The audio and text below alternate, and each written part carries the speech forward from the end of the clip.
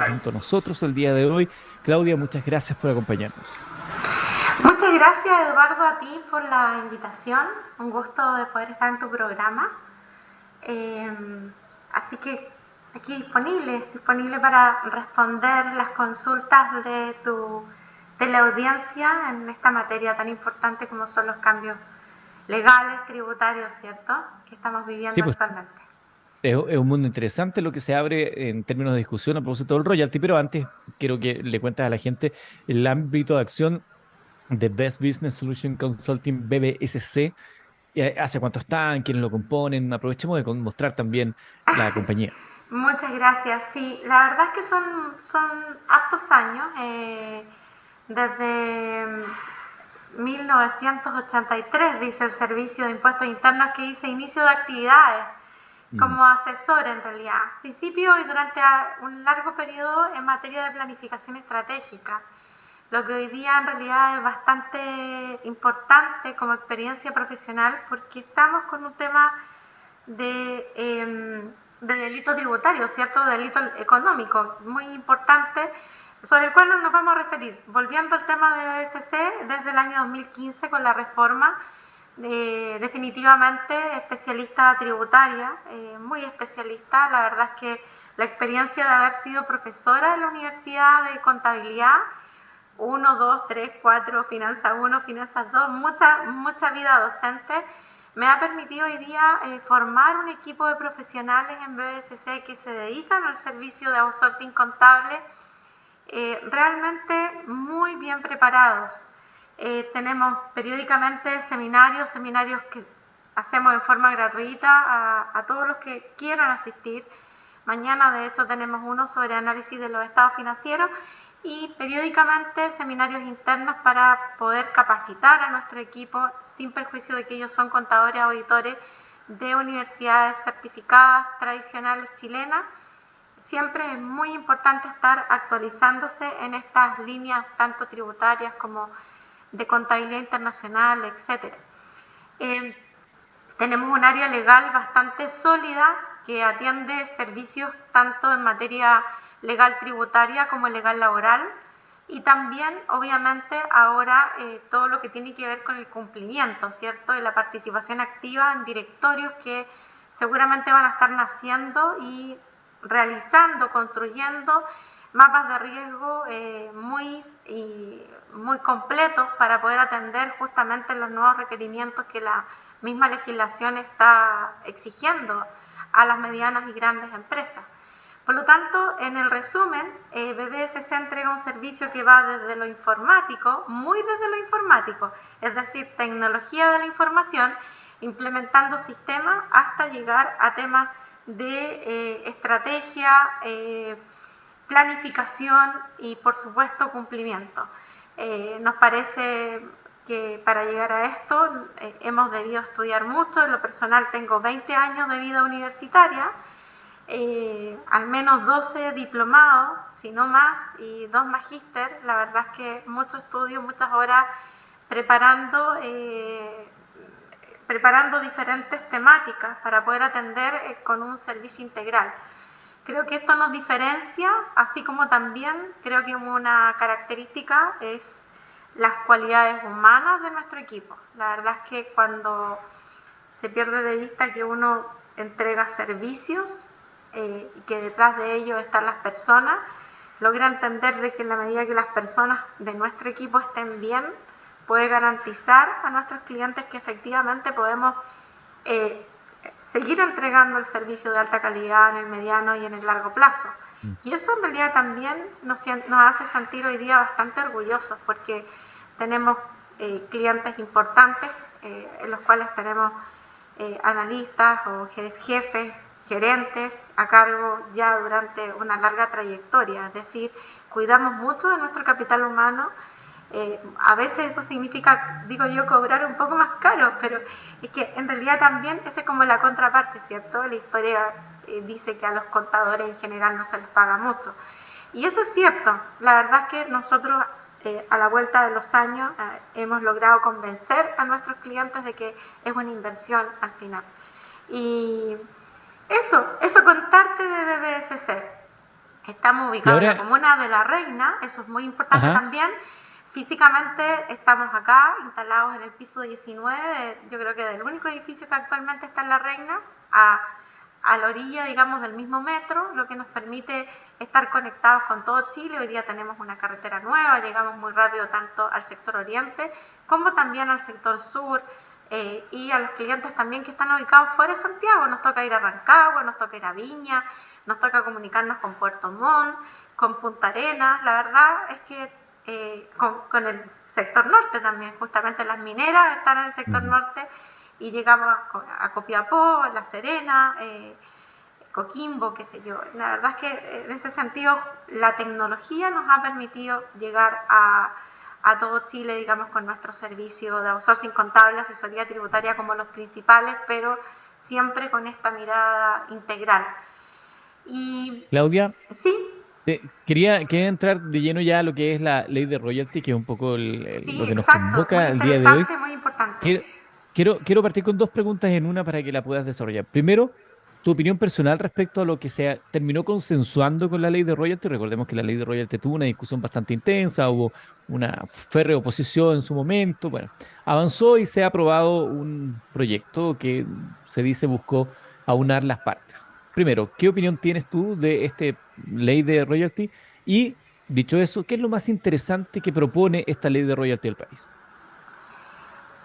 Bueno, sin duda el elemento central de cambiar las reglas del juego son, creo yo, la crítica de cualquier profesional que se dedique a la planificación estratégica de mediano y largo plazo.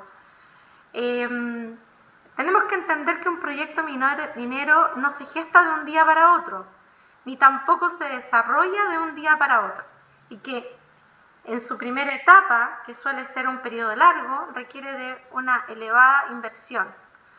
Eh, Chile es un país en vías de desarrollo, solamente para dejarlo hasta ahí. Por lo tanto, nosotros para esos niveles de inversión tenemos que recurrir a inversionistas extranjeros. Nosotros no tenemos las espaldas para poder desarrollar, y aun cuando teniendo, digamos, las fuentes minerales que actualmente tiene nuestro país, por la posición geográfica estratégica que ocupa en el planeta. Eso ya es un tema que nos ha bendecido, digamos, como país, el tener dos tremendas cordilleras. Si quisiéramos realizar un macro proyecto y explotar, digamos, todo lo que las bondades de la naturaleza nos permite, más allá, digamos, de las consecuencias medioambientales que esto pudiese tener, sin duda necesitaríamos una cantidad de inversión importante. Y esos inversionistas necesitan estabilidad en la política interna en el mediano y largo plazo. Por lo tanto, la gran crítica y la razón por la cual considero que es tremendamente negativa para el desarrollo de nuestro país, justamente el solo hecho de haber cambiado las reglas del juego, para los inversionistas que confiaron en un modelo económico, que confiaron en en una carga impositiva, haya sido cual haya sido, fue justamente lo que se aprobó. Y lo que se aprobó hace muchísimos años, con lo cual ellos evaluaron su proyecto e invirtieron. Y ahora justamente se produce un cambio. Ese sin duda me parece absolutamente negativo, y Dios mediante, espero que no signifique, digamos, un retroceso en esta ruta que todos estamos tratando de recorrer para que nuestro país salga justamente del estado de estancamiento económico en el cual nos encontramos. Independientemente un poco de lo que ha pasado en los últimos 2 años en la historia política de nuestro país, sin duda, digamos, respecto de lo que habíamos logrado en materia de crecimiento en algunas décadas anteriores, obviamente estamos en un nivel que no se condice, digamos, con el nivel de riquezas que tiene nuestro país, tanto en materia de recursos naturales, forestales, agrícolas, marítimos. Me refiero, digamos, a lo que significa tener una costa de más de 4.000 kilómetros. O sea, aquí tenemos unas fuentes de recursos muy importantes, y por lo tanto, sumado a ello la minería, sin duda deberíamos estar en otro nivel. Estamos enfrentados, digamos, aquí a una un problema generacional de reposición de recursos. Pero no entrando en ese tema y respondiendo a la primera pregunta, concretamente creo que ese es el gran punto en el cual estoy absolutamente en desacuerdo, digamos, con el hecho de que se haya legislado en esta materia en un sentido tan negativo para la inversión de mediano y largo plazo para nuestro país, un sector que representa el 12% del PIB y en forma agregada el 20% del PIB, o sea, no es un tema menor. Respecto de la segunda pregunta, el gran aporte, el gran aporte creo que fue sin duda el hecho de haberse involucrado y el cuestionamiento que existió respecto de cómo se construía esta renta imponible del sector minero, ¿cierto? De la actividad minera. ¿Sí? Yo creo que ahí hubo durante muchísimos años un apartado del legislador, o mejor dicho, una indiferencia del legislador en términos de poder revisar en el detalle cómo se construía este cálculo y por lo tanto cuáles eran a lo mejor los vacíos que existían desde el punto de vista contable para poder justamente facilitar o no disponer una base que fuera completa respecto de la que debiera ser. Es decir, yo creo que en la ambigüedad justamente se genera la astucia o se genera la oportunidad para poder no haber sido tan preciso en los cálculos. Lo mismo creo yo respecto de los momentos, digamos, en que era posible financiarse con otras empresas. Yo creo que ahí hubo un aporte sin duda del legislador porque se vio obligado a involucrarse desde el punto de vista técnico y eso fue muy positivo para poder construir una ley que desde el punto de vista del pronunciamiento del cálculo de esta rentabilidad tan importante que es sobre la que se fija la base, me parece un aporte y que se agradece en realidad y que probablemente se va a hacer vida en la circular que va a difundir en los próximos meses, que va a acompañar, digamos, este pronunciamiento legal y que va a tener que difundir, entregar a la sociedad, ¿cierto?, como instrumento operativo el servicio de impuestos internos. Yo creo que esa circular va a ser bastante importante de analizar. No me sorprendería que tuviese, no sé, más de 200 páginas de todas maneras, porque existen en la operación misma contable de un proyecto minero muchas aristas que escapan al texto legal. Ahí sí. Sin duda. ¿Perdón? ¿Me preguntabas algo? No, es que había quedado cortado en un minuto, pero continuó. Ah, perfecto. Es que indicaba, digamos, que es muy significativo el cuerpo legal desde el punto de vista de aportar elementos para el cálculo matemático y para el control operacional contable que van a obligar sin duda a las mineras también a ajustarse. Porque una cosa es la ley desde el punto de vista teórico y otra cosa es la práctica. Y aquí soy bien precisa, Eduardo, en especificar que en realidad, de alguna manera, esto de ejemplo, los gastos iniciales de puesta en marcha. Bueno, un proyecto minero finalmente puede estar varias veces en puesta en marcha porque tiene nuevos yacimientos o nuevas vetas y se produce una puesta en marcha que está sobre la marcha de una empresa que está en funcionamiento, ¿me entiendes o no? Por lo tanto hay delicadezas contables que son muy importantes que afortunadamente, dado el involucramiento de las autoridades y también de todos aquellos que participaron en esta ley, esperamos nosotros que la circular que va a acompañar el cálculo sea suficientemente precisa y permita justamente cubrir los espacios que hasta la fecha podrían haber existido en este número tan importante como es la renta líquida, ¿cierto?, de la operación o de la actividad minera. Y el otro elemento que entrega esta ley también, que dicho sea de paso, es también un poco controversial, es este porcentaje que va a ir sobre la base, ¿cierto? Aquí va a haber un porcentaje sobre el precio que va a ir directamente como un fee y finalmente va a ser una forma de comisionar la explotación al Estado.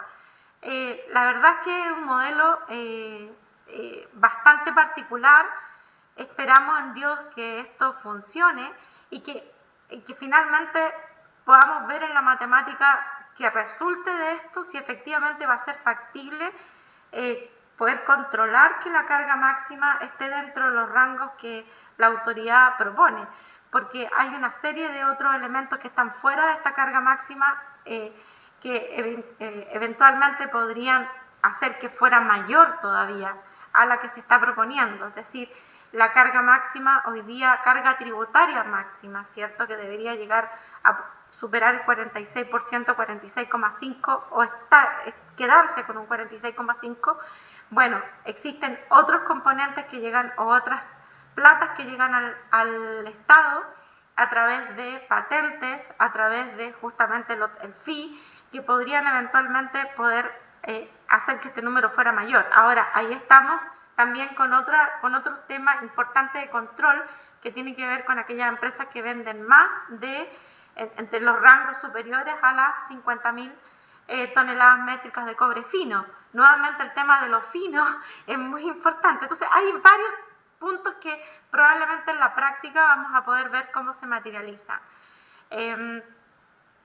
Es una ley bastante significativa, sin duda, y tiene estos tópicos que estamos comentando, sumado, digamos, al tema del aporte fiscal a las regiones. Y ahí, en el fondo, definitivamente todo lo que he comentado con anterioridad respecto de lo que aporta la ley, que es concreto, tangible, hay una matemática, vamos a tener que calcular, vamos a tener que mirar documentos, vamos a tener que controlar, etcétera. En el caso del aporte fiscal a las regiones, toda vez que el dinero es fungible, ¿cierto? Llega a las arcas fiscales y se distribuye. Veo poco claro, esa parte de la ley la veo muy poco clara realmente de cómo va a llegar, digamos, a las regiones, porque también debe haber un elemento ponderador, tanto por ejemplo, por el número de habitantes. O sea, tenemos regiones que están absolutamente no sé si quiero decir sobrepobladas, pero solamente por mencionar la quinta región, donde tenemos la segunda población más significativa de nuestro país, perdón, la quinta región, no sé si lo dije bien, y versus, digamos, la segunda región. Ahí la segunda región tenemos, obviamente, metros cuadrados que son importantes, de las regiones más significativas en cuanto a metros cuadrados, pero metros cuadrados por habitante, evidentemente, cambia, digamos. Por tanto, creo que la ley se queda corta en esto de que aportar a la región. Me parece que más bien me suena más, incluso después de haber profundizado en la ley, de haberla leído con detalle, de haber leído a varios legisladores, me sonó más a un gancho comercial, como a una forma de justificarla. Lo cierto es que sin duda se espera que las arcas fiscales nacionales aumenten, pero evidentemente ahí el legislador va a tener que encontrar un sano juicio para la distribución, si es que en el fondo es tan factible realmente aislar estos montos por sobre las múltiples necesidades que tiene nuestro país. He Sin leído duda. algunas críticas también de algunos personeros vinculados, escapa quizá del ámbito netamente suyo, pero está dentro del contexto de la ley de royalty, que faltó detallar o especificar, ¿no? En la ley la fiscalización de los dineros recaudados para aportes sociales, científicos, etcétera, más aún considerando lo que hemos venido conociendo a propósito del caso convenios. Efectivamente, coincide totalmente con lo que le comento. Es decir, se queda, digamos, en una expresión de buenas intenciones, aportar a la región, pero no indica de qué manera se va realmente aportar, contra qué, contra el número de personas, contra el número de empresas, contra el número de colegios, contra el número de hospitales, con las carencias. Tenemos al menos 4 regiones en nuestro país que están con niveles altos de pobreza, y creo que la ley podría haber sido mucho más concreta en indicar que se podrían considerar ese tipo de elementos. Creo que incluso haría de la ley un elemento mucho más noble un instrumento mucho más noble. O sea, las personas la verían como algo concreto, dirían, perfecto, van a tomar los indicadores de pobreza que se van a medir contra la información que publique, no sé, tal organismo, tal institución, que sea fidedigna, que sea válida, y contra eso se van a invertir, porque esto de que por el solo hecho de tener la riqueza, creo que en el fondo incluso escapa a lo que es la minería en Chile. O sea, a ver, profundicemos. Tenemos dos cordilleras que se enfrentan una sobre la otra, dos capas tectónicas que favorecieron la creación de minerales y que no tienen una mirada de límites geográficos políticos. Incluso tenemos yacimientos que, si nos vamos a la profundidad de la tierra, conectan Chile y Perú y Bolivia, por decir algo, o Argentina. Entonces, ¿qué pasa? Digamos, ahí tenemos finalmente una oportunidad que pudo haberse producido en una región que la hizo mucho más rica.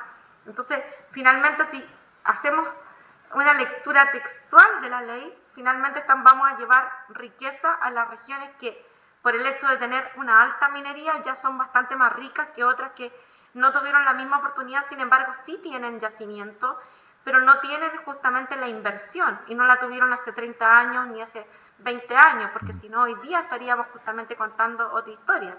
Porque, insisto, son inversiones de muy largo aliento. Por lo tanto, vamos a llevar más riqueza a las zonas donde hoy día sabemos que tenemos trabajadores que ganan sueldos elevados, y por lo tanto están insertando esas mismas regiones bastante recursos. Ya todos sabemos, digamos, incluso hay historias como en los momentos que se pagan bonos en algunas mineras, en esas regiones uno va y encuentra automotoras que venden vehículos maravillosos que aquí en una zona donde no hay una minera sería imposible de encontrar, o electrodomésticos, etc. Entonces, claramente hay un error, pero profundo, en la ley desde ese punto de vista, y por eso en el fondo me permito reiterar mi opinión personal como Claudia Valdés Muñoz, de que esto fue sin duda un gancho comercial, absolutamente, porque el dinero es fungible y finalmente va a llegar a las arcas fiscales y no va a haber forma de controlar que efectivamente se le devolvió a las mineras, y además utilizando jerga o utilizando un fraseo tan meloso, digamos, y que hiere finalmente a quienes realmente lo padecen. Qué increíble, porque podrían decir, se podría pensar que uno, como gusta por la libre empresa, podría tener un sentimiento mucho más frío, pero pareciera que lo frío y lo frívolo viene de la otra vereda, porque justamente dice, en aquellas regiones donde tenemos los pobres, donde tenemos las carencias y no van a seguir explotándonos. Es que en la práctica, cuando uno realmente conoce nuestro país, y se lo digo con conocimiento de causa, he estado en el Chungará, he estado en Licantén, he estado en Bichuquén, he estado en muchos pueblos, en Mamiña, en Camiña, he estado en el extremo sur, conozco nuestro país, sé las empresas que hoy día funcionan, conozco las salmoneras, conozco lo que pasa en la costa, conozco lo del norte y conozco lo del sur. Y en realidad uno dice, ¿cuáles son las zonas donde más recursos hay? Es donde hoy día hay empresas mineras instaladas, funcionando y que están activas y produciendo. Si no, basta mirar lo que pasa en la zona de Rancagua. Claudia, nos pilló la hora, lamentablemente estaba muy interesante la conversación, estaba muy buena. No, Sí, se muy agradece, al apasionada, contrario, lo lamento. pero está muy bien, da gusto. Es bueno tener pasión por lo que uno hace y lo que uno quiere hacer Sí, en la vida y contárselo a los demás. Quiero agradecer a sí. Claudia Valdés Muñoz, gerente de Best Business Solution Consulting, BBSC, que estábamos hablando de los cambios en la tributación a partir del royalty minero. Bueno, desde ya, Claudia, vamos a dejar establecida la posibilidad de volver a encontrarnos en otro momento acá en Minería del Mañana. Un gusto, Eduardo, realmente es un agrado. Así que muchas gracias por la invitación. Muchas gracias a usted y estamos terminando esta edición del programa. Muchas gracias a todos. Recuerden que esta conversación queda disponible para usted en plataformas de podcast para que lo pueda compartir las veces que desee. Y ya lo sabe, martes y jueves hablamos de minería acá en txsplus.com. Adiós. Ahí, para grabar.